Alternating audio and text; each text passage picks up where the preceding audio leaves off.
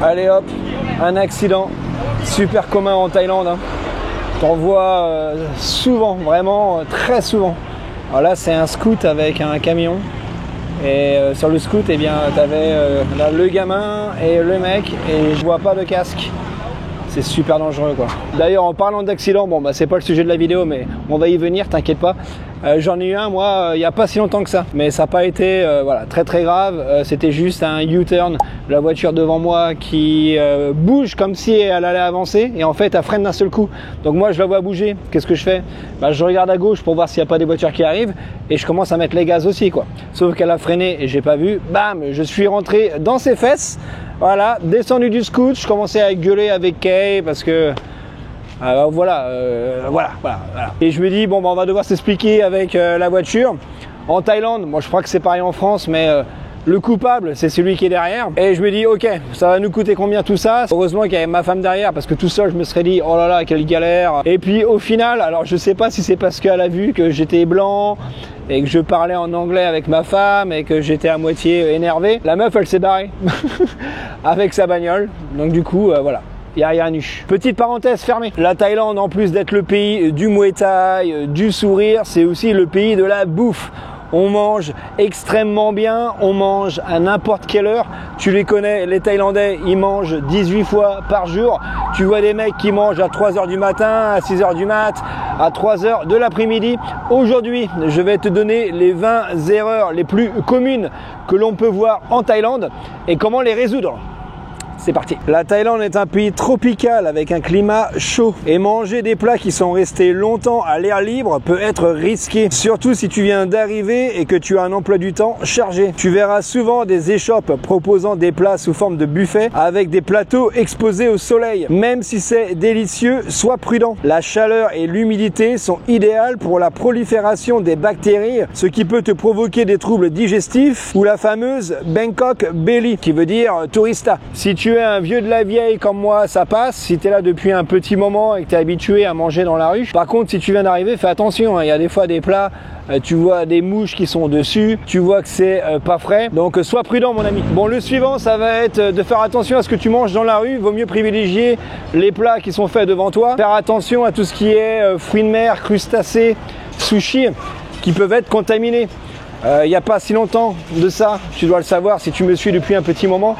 Il y a mon frangin qui est venu en vacances avec mon neveu et ma nièce. Alors lui, il mange de tout, il est vraiment pas difficile comme moi. Il a mangé des bigorneaux, je sais pas exactement ce que c'était. On aurait dit des gros bigorneaux, une sorte d'escargot. Il est tombé malade comme pas possible. Ça l'a suivi pendant 3-4 jours. Heureusement pour lui, c'est un mec qui est costaud, quoi. Il est dur au mal.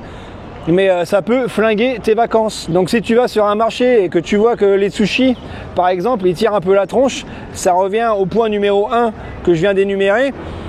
Passe ton chemin. Et pour ce qui est fruits de mer, pareil, faire attention.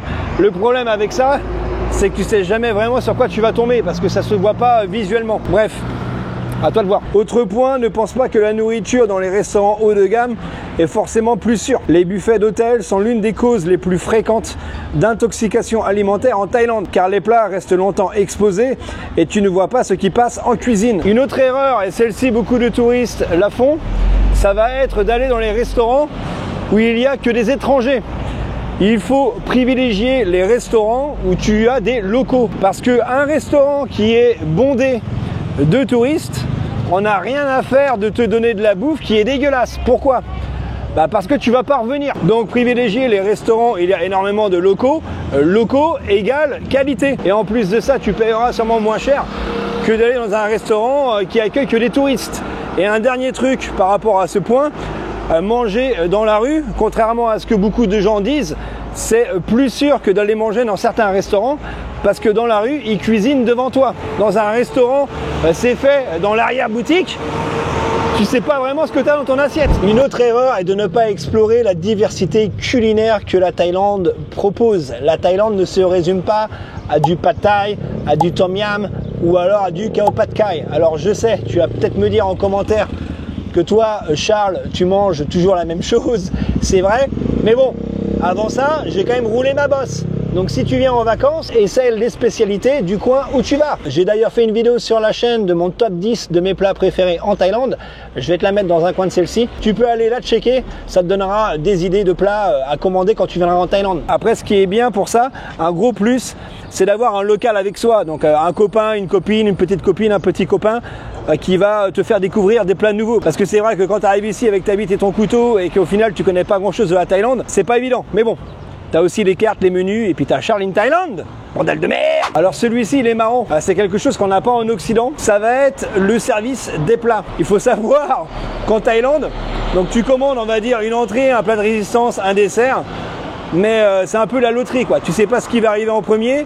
Ils peuvent t'envoyer le dessert avant l'entrée, ils peuvent tout envoyer en même temps, ils peuvent envoyer le plat de ton mari ou ta femme une demi-heure avant de t'envoyer le tien. Il y a aussi d'ailleurs des fois où ils oublient carrément une commande. Donc prépare-toi à vivre ça en Thaïlande, tu vas voir, c'est marrant.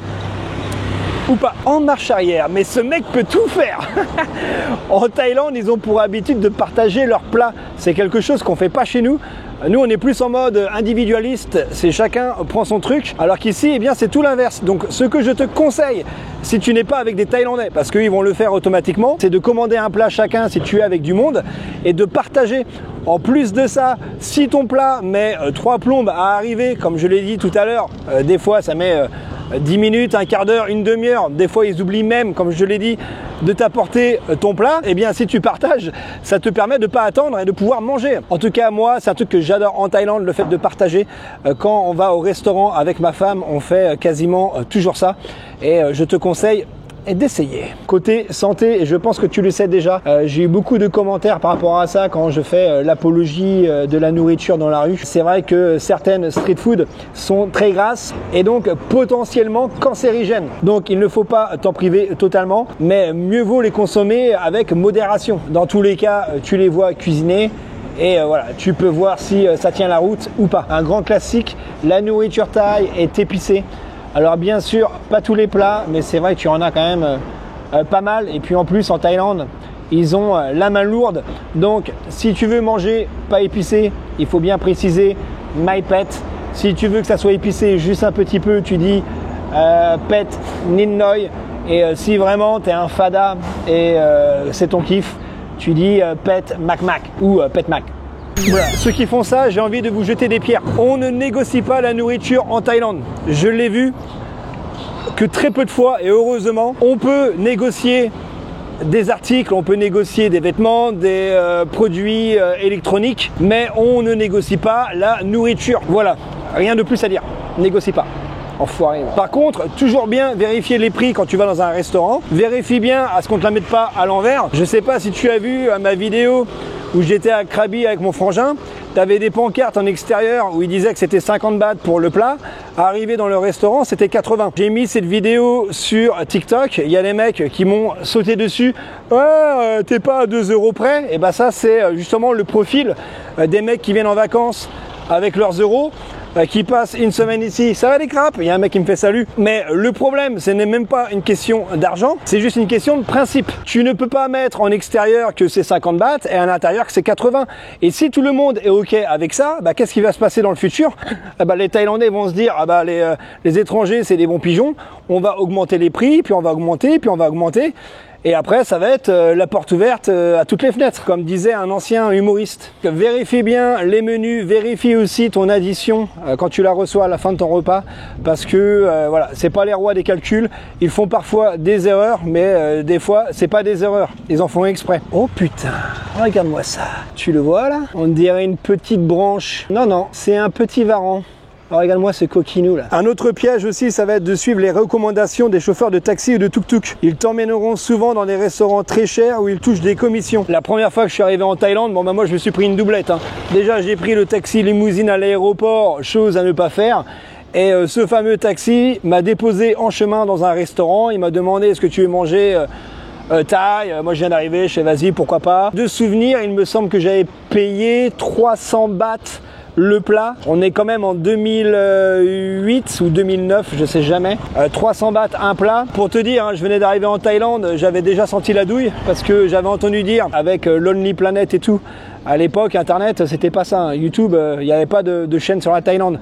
Qu'on pouvait manger pour des peanuts pour 30-40 bahts. Et je m'étais dit, ok, je m'en suis pris une, je vais faire attention par la suite. Si tu as la flemme ou que tu es malade, tu peux commander en ligne. Utilise des applications comme Grab Food, Line Man ou alors Food Panda pour te faire livrer de la street food chez toi. Une autre erreur est de manger trop de plats occidentaux. Ils sont souvent de qualité inférieure à la nourriture locale et coûtent plus cher à cause des taxes et des importations. Si tu veux bien manger à petit prix, privilégie les food courts dans les centres commerciaux. Alors celui-ci, j'ai jamais testé personnellement, mais j'en ai entendu parler, donc à toi de voir si ça t'intéresse. Pour des repas raffinés ou des buffets internationaux, utilise l'application Hungry Herb et Eat to Go pour obtenir des réductions allant jusqu'à 30%. Bon, celui-ci, je vais faire la maman, c'est un classique, tout le monde connaît, mais bon, je vais quand même le répéter pour ceux qui entendent mal. Si tu achètes des fruits, lave-les bien pour éviter les contaminations. Tu peux tomber malade comme ça aussi. L'eau du robinet à Bangkok répond aux normes internationales, mais les réservoirs de stockage peuvent être contaminés. Il est préférable de boire de l'eau en bouteille. Charles, est-ce qu'on peut boire les glaçons en Thaïlande? J'ai pas envie de me retrouver avec une chiasse alsacienne. Oui, les glaçons en Thaïlande sont safe. Tu peux pas parler français? Non. Si t'es pas content, tu vas rire. Tu verras, dans les glaçons, tu as un trou au milieu. C'est-à-dire que ça a été fait en usine. Donc il n'y a pas de problème, tu vas pas tomber malade en suçant des glaçons. Et n'oublie pas d'en mettre dans ta bière. Il est toujours utile d'avoir quelques médicaments comme des antibiotiques de base en cas de problème digestif. Les pharmacies thaïlandaises sont nombreuses et fournissent facilement des traitements sans ordonnance. Je l'ai souvent dit dans mes vidéos et j'ai encore beaucoup de messages par rapport à ces fameux médicaments. Vous pouvez tout acheter en Thaïlande. Bien sûr, si vous avez un traitement spécial, ramenez-le de chez vous. Mais si vous voulez acheter des trucs pour mal de crâne, la chiasse, douleur d'estomac, etc., vous pouvez tout acheter en Thaïlande sans ordonnance. Donc venez léger. Et dernier point, en Thaïlande, tu ne peux pas manger ou boire dans les transports publics. C'est passible d'amende. Donc garde tes bouteilles dans ton sac, garde ton Khao Pad Thai dans ta petite banane. Et tu mangeras ça après.